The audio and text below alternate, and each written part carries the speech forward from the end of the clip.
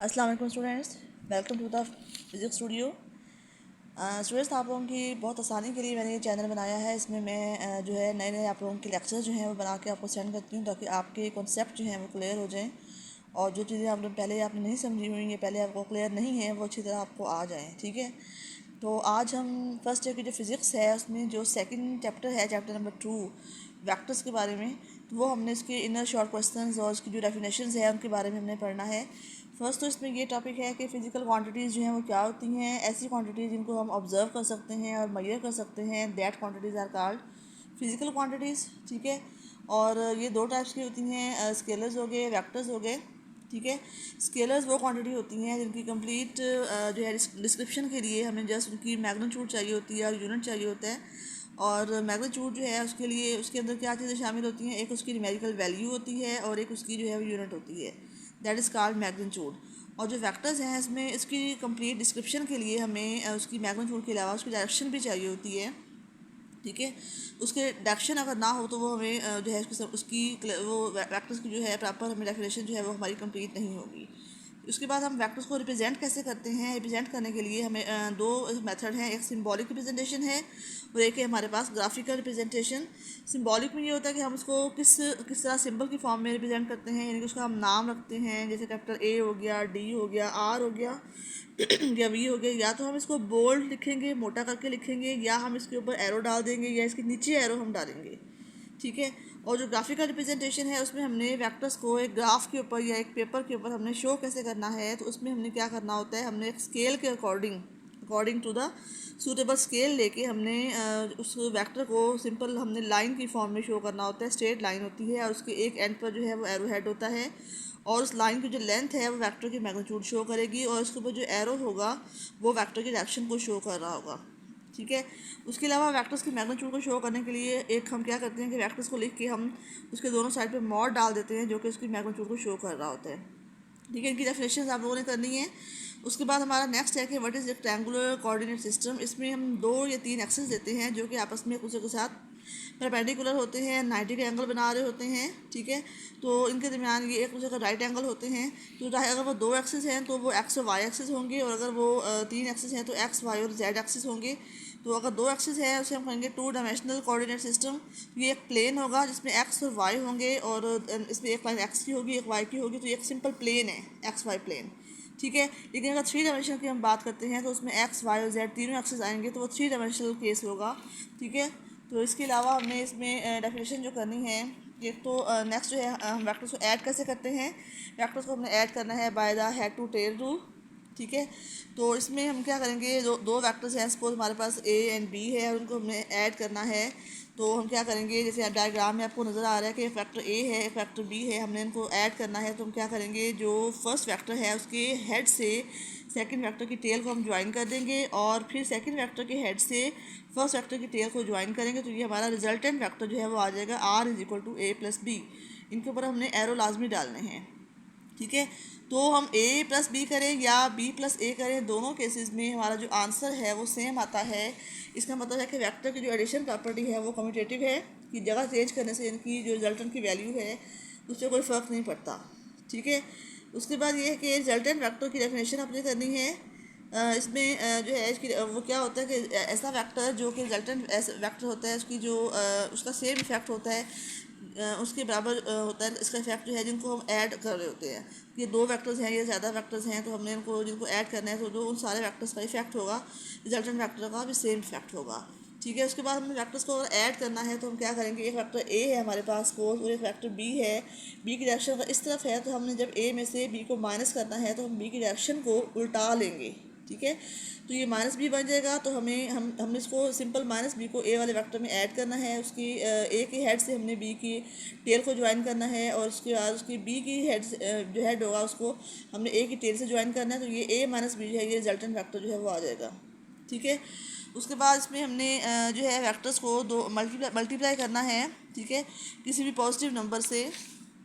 तो इसमें यह हम इसको स्केलर से मल्टीप्लाई करेंगे तो उसमें नंबर जो है पॉजिटिव भी हो सकता है और नेगेटिव भी हो सकता है।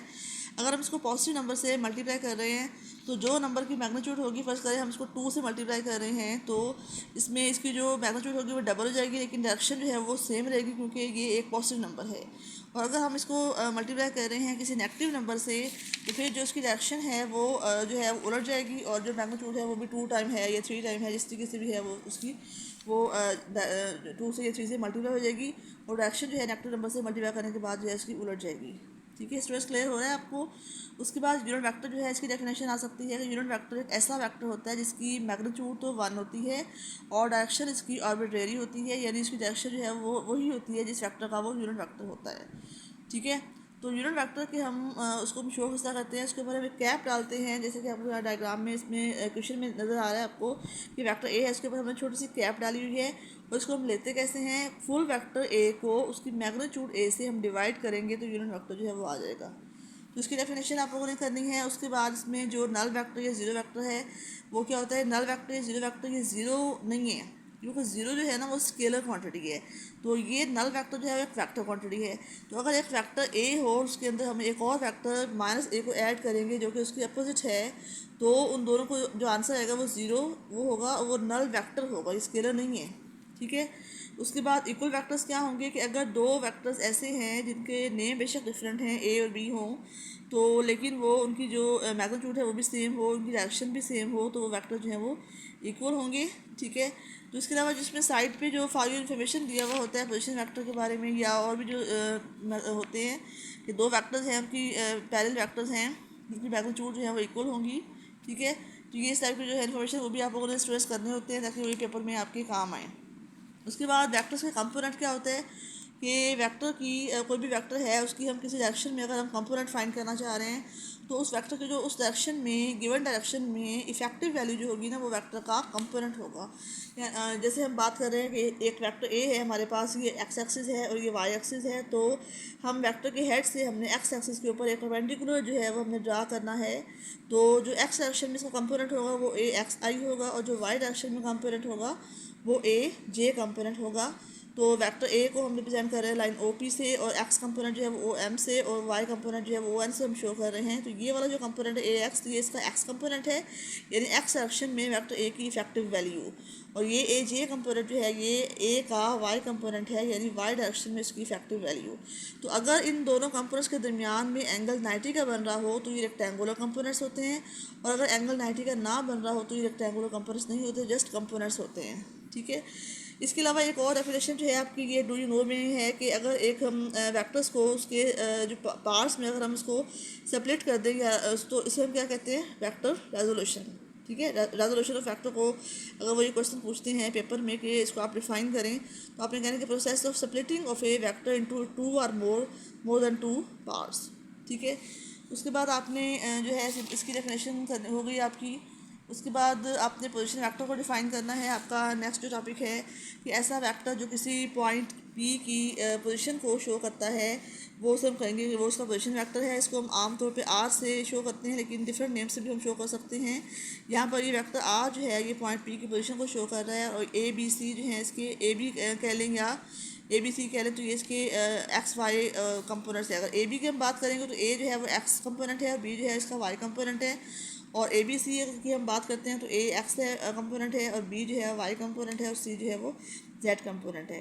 तो ये जो वेक्टर आर है ये इस पॉइंट पी की पोजीशन को विद रिस्पेक्ट टू ओरिजिन जो है वो शो कर रहा है। इसके लिए लाजमी है कि हम ओरिजिन का मेंशन करें, क्योंकि कोई ना कोई रेफरेंस पॉइंट जो है वो लाजमी होना चाहिए जिसके लिहाज से हमने किसी पॉइंट की पोजीशन को शो करना होता है।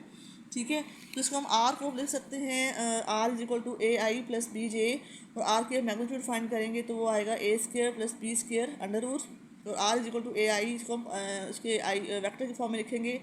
ये होगा R is equal to A I plus B J plus C K, और अगर 3 डायमेंशन में है तो उसकी जो मैग्नीट्यूड होगी वो A square plus B square plus C square under root आ रही है। ठीक है, उसके बाद है कि वेक्टर की एडिशन हमने रेक्टेंगुलर कंपोनेंट से फाइंड करनी है, तो आपका लॉन्ग क्वेश्चन है। और उसके बाद आपका जो नेक्स्ट टॉपिक है आपने एंगल कैसे फाइंड करना है, ये भी आपके लॉन्ग में ही आ जाता है। उसके बाद उसका नेक्स्ट टॉपिक है डॉट प्रोडक्ट है, तो उसकी डेफिनेशन जो है वो आ सकती है पेपर में कि डॉट प्रोडक्ट को आप डिफाइन करें, यानी A dot B is equal to A B cos theta, और इसकी आपने जो है फिजिकल मीनिंग को भी शो करना है कि इसमें ए जो है और बी जो है वेक्टर ए हम लेंगे अलॉन्ग द एक्स एक्सिस, और बी जो है उसके साथ कोई एंगल जो है वो बना रहा है, तो हमने बी का वो कंपोनेंट लेना है जो कि ए के अलॉन्ग होगा, यानी कि हमने बी के कॉस थीटा वाला कंपोनेंट जो है वो लेना है। तो हमने ए और बी को मल्टीप्लाई करेंगे तो ए बी कॉस थीटा आएगा। और अगर ऐसा है कि वेक्टर ए का जो है ए जो है उसका हम कंपोनेंट ले रहे हैं बी के ऊपर, बी की डायरेक्शन में, तो हमने वो कंपोनेंट लेना है। बी हम फुल वेक्टर लेंगे और ए हम कॉस थीटा लेंगे, इनको मल्टीप्लाई करेंगे तभी इनका आंसर जो है वो ए बी कॉस थीटा आएगा। ठीक है, तो दोनों केसेस में चाहे हम ए बी को मल्टीप्लाई करें चाहे हम बी ए को मल्टीप्लाई करें, दोनों केसेस में हमारा जो आंसर है वो सेम आ रहा है। इसका मतलब है कि ये स्केलर जो प्रोडक्ट है वो एक कम्यूटेटिव प्रॉपर्टी है। तो इसकी डेफिनेशन आ सकती है, इसका फार्मूला आ सकता है, और इसकी जो फिजिकल मीनिंग जो है, ये कॉन्सेप्ट जो है ये आ सकता है। और इसकी जो एग्जांपल्स है ये शॉर्ट क्वेश्चंस में आ सकती हैं। जैसे यहाँ पे वर्क की एग्जांपल है, W is equal to F dot D हो गया, power P is equal to F dot V हो गया, इलेक्ट्रिक फ्लक्स है phi is equal to E dot A हो गया, मैग्नेटिक फ्लक्स है वी डॉट ए हो गया। ठीक है, ये कुछ एग्जांपल जो है वो भी शॉर्ट क्वेश्चन के तौर पे आ सकती हैं। बाकी जो प्रॉपर्टीज़ है इसकी वो आपकी लॉन्ग क्वेश्चन में आएंगी। उसके बाद जो क्रॉस प्रोडक्ट है उसकी डेफिनेशन जो है वो भी आपको पेपर में आ सकती है। ठीक है, तो ये क्रॉस प्रोडक्ट जो है इसमें आपने इसकी डेफिनेशन को याद करना है कि अगर हम क्रॉस को शो कर रहे हैं तो वो ए क्रॉस बी से हम शो करेंगे इसको। तो A cross B is equal to A B sine theta, लेकिन साथ इसमें हमने यूनिट वेक्टर एन को मेंशन करना है। ठीक है, तो इसकी डायरेक्शन हम कैसे फाइंड करते हैं, राइट हैंड रूल को डिफाइन करना है कि अगर हम वेक्टर ए को बी की तरफ हम ए और बी के एंगल थीटा बन रहा है, तो हमने ए को बी की तरफ हम कर्ल करेंगे, तो हमारा जो थंब होगा वो हमारी इसकी डायरेक्शन को शो कर रहा होगा। यानी कि जो वेक्टर ए क्रॉस बी है इसको हम अगर सी के इक्वल कहते हैं तो सी की जो डायरेक्शन होगी वो ए और बी के प्लेन के परपेंडिकुलर होगी, और उसकी डायरेक्शन को एन यूनिट वेक्टर जो है वो शो कर रहा है। तो इसकी राइट हैंड रूल की डेफिनेशन भी आपके शॉर्ट क्वेश्चन में आ सकती है, और इसकी एग्जांपल भी वो पूछ सकते हैं डिफरेंट। जैसे यहाँ पे टार्क है, इसकी एग्जांपल क्या है, आर क्रॉस एफ। ठीक है, टार्क का जो एक्सप्रेशन है वो आर क्रॉस एफ है, या जो एंगुलर मोमेंटम एल होता है वो आर क्रॉस पी के इक्वल होता है। तो ये एग्जांपल भी शॉर्ट्स में आ सकती हैं। तो बाकी जो इसकी प्रॉपर्टीज़ हैं वो आपके लॉन्ग क्वेश्चन में ही आएंगी। ठीक है, और उसके बाद आपका जो इसका नेक्स्ट टॉपिक है वो टार्क के बारे में है। तो टार्क की आपने जो डेफिनेशन है वो करनी है कि turning effect of force produced in a body about an axis is called torque. ठीक है, और ये इसकी वर्ड्स में डेफिनेशन हो गई। उसके अलावा आप ये भी कह सकते हैं कि product of magnitude of force and the perpendicular distance from the axis of rotation to a line of action of force is called torque, या हम ये भी कह सकते हैं कि moment of force is called torque। ठीक है, इसको हम लिखेंगे torque is equal to L R cross F, या एल एफ भी लिख सकते हैं हम। तो टार्क जो है वो डिपेंड किस पे करते हैं, मैग्नीट्यूड ऑफ फोर्स पे डिपेंड करता है, और परपेंडिकुलर डिस्टेंस जो है इसका मोमेंट आर्म उस पर डिपेंड करता है। टार्क की यूनिट क्या है, टार्क की एग्जांपल जो है इसकी जैसे हम एक स्पैनर है रेंच, उसको हम घुमा रहे हैं तो ये टार्क प्रोड्यूस कर रहे हैं, या शीशा की एग्जांपल है इसमें। ये एग्जांपल इसकी डेफिनेशन वगैरह या इसकी क्वेश्चन जो है ये आ सकती है। तो ये शॉर्ट क्वेश्चन के तौर पे आपने इसको याद करना है। ठीक है, उसके बाद टार्क जो है इसका एक बताना है कि टार्क की इम्पोर्टेंस भी आपसे पूछ सकते हैं क्वेश्चन। कि टार्क जो है वो एंगुलर मोशन में वही रोल प्ले करता है जो कि फोर्स का रोल होता है लीनियर मोशन में। ठीक है, तो जिस तरह फोर्स जो है लीनियर मोशन में एक्सेलरेशन ए पैदा करती है, तो रोटेशनल मोशन में टार्क जो है वो एंगुलर एक्सेलरेशन अल्फा पैदा करता है। ठीक है, अगर हम टार्क को काउंटर क्लॉकवाइज लेते हैं तो वो पॉजिटिव होगा। ठीक है, काउंटर क्लॉकवाइज या एंटी क्लॉकवाइज लेते हैं तो टार्क जो है वो पॉजिटिव होगा। अगर हम इसको क्लॉकवाइज लेंगे तो टार्क जो है वो नेगेटिव होगा। और इसकी जो डायरेक्शन है टार्क की वो भी आर को एफ को, अगर हम आर वेक्टर को एफ की तरफ हम घुमाते हैं, रोटेट करवाते हैं, तो इसका जो प्लेन है इसके परपेंडिकुलर डायरेक्शन में टार्क होगा। तो इसकी जो डायरेक्शन हो गई या इसकी डेफिनेशन हो गई या इसका एक्सप्रेशन हो गया मैथमेटिकल, या इसकी इंपॉर्टेंस हो गई, तो ये आपसे शॉर्ट क्वेश्चन में पूछ सकते हैं। ठीक है, उसके बाद जो इसकी जो है कंडीशन ऑफ इक्विलिब्रियम हो गई। इसमें फर्स्ट कंडीशन जो है अगर वो बॉडी रेस्ट पे हो या वो यूनिफॉर्म वेलोसिटी के साथ मूव कर रही हो under the action of a force, तो उसे हम कहेंगे कि वो जो है बॉडी वो इक्विलिब्रियम पोजीशन में है। तो इस केस में summation of all the forces जो है वो इक्वल टू 0 होगा। ये फर्स्ट कंडीशन हो गई। इसमें स्टैटिक इक्विलिब्रियम क्या होता है कि अगर बॉडी रेस्ट पर हो तो उसे हम कहेंगे कि वो स्टैटिक इक्विलिब्रियम में है, और अगर बॉडी जो है वो मूव कर रही हो विद द यूनिफॉर्म वेलोसिटी तो फिर हम क्या कहेंगे कि वो डायनेमिक इक्विलिब्रियम में है। तो इसकी टाइप्स, इनकी डेफिनेशन वगैरह वो आपने करनी है। इसके बाद जो इसकी फर्स्ट कंडीशन मैं बता चुकी हूँ आपको, summation of all the forces F equal to zero, या summation of F X equal to zero, या summation of F Y equal to zero, ये फर्स्ट कंडीशन हो गई। तो अगर लेकिन फर्स्ट कंडीशन अगर सेटिस्फाई हो भी जाए तो फिर भी ज़रूरी नहीं है कि बॉडी जो है वो इक्विलिब्रियम कंडीशन में हो। तो इसके लिए ज़रूरी है कि जो है आपने इसकी सेकंड कंडीशन को भी मेंशन करना है कि summation of all the task equal to zero आएगा इसमें, ठीक है। तो इसमें आपने मेंशन करना है टास्क का जो है सम जो है वो इक्वल टू ज़ीरो होगा। इसके अलावा इसमें डेफिनेशन जो है इसकी ये जैसे ये है कि ट्रांसलेशनल इक्विलिब्रियम क्या होता है कि अगर एक बॉडी जो है उसके अंदर ये उस वक्त इसमें अगर एक बॉडी के अंदर फर्स्ट कंडीशन जो है सेटिस्फाई हो रही है, यानी लीनियर एक्सेलरेशन जो है बॉडी का वो ज़ीरो है, तो हम कह सकते हैं कि body is in the translational equilibrium. और अगर एक बॉडी जो है वो सेकंड कंडीशन उसको सेटिस्फाई हो रही है, यानी कि उसका एंगुलर एक्सेलरेशन जो है बॉडी का वो ज़ीरो है और उसका जो सम ऑफ टास्क जो है वो इक्वल टू ज़ीरो है, तो बॉडी जो हम इसकी क्या होगी, रोटेशनल इक्विलिब्रियम होगा इसका, ठीक है। तो ये इनकी डेफिनेशन जो है आप लोगों ने करनी है। और इसके अलावा जो साइड पे जितने भी आपको ये डू यू नो वाली जो चीज़ें दी होती हैं, इन्फॉर्मेशन दिए हुए होते हैं, इनको भी आपने देखना है अच्छी तरह, ठीक है। तो ये आपका आई थिंक ये चैप्टर जो है वो शॉर्ट्स के लिहाज से आपका कवर हो गया। इसको जो मेन डेफिनेशन हैं सारी आप लोगों ने तैयार करनी है, इनके मैथमेटिकल एक्सप्रेशन, इनके यूनिट्स, इनके फार्मूलाज वगैरह सारे करने हैं। और चैप्टर के एंड में जो शॉर्ट क्वेश्चन हैं वो तो आप लोगों ने लाजमी करने ही करने हैं। तो इस तरीके से आपको अगर आप इसको थॉरोली एक दफ़ा देख लेंगे अच्छी तरह, तो आपके MCQs या आपके जो चैप्टर के अंदर से आने वाले शॉर्ट क्वेश्चन हैं वो आपके तैयार हो जाएंगे। और अगर आप एक्सरसाइज वाले भी करेंगे तो वो आपके मुकम्मल आपके शॉर्ट क्वेश्चन जो है हर चैप्टर के आप इस तरह करेंगे तो वो आपके तैयार हो जाएंगे, MCQs भी तैयार हो जाएंगे। फिर लॉन्ग के हिसाब से आप देखिएगा कि कौन कौन से चैप्टर आपने करने हैं, तो उसके हिसाब से आपने वो उनको तैयार करने हैं, ठीक है। स्टूडेंट्स, आपको उम्मीद है कि ये सेकंड चैप्टर के जो कॉन्सेप्ट्स हैं, जो इनकी डेफिनेशंस हैं, वो काफ़ी हद तक क्लियर हो गई होंगी। तो इनको आप अच्छे तरीके से पेपर्स के पॉइंट ऑफ व्यू से तैयार करें। और मेरी दुआएं आपके साथ हैं। Wish you best of luck.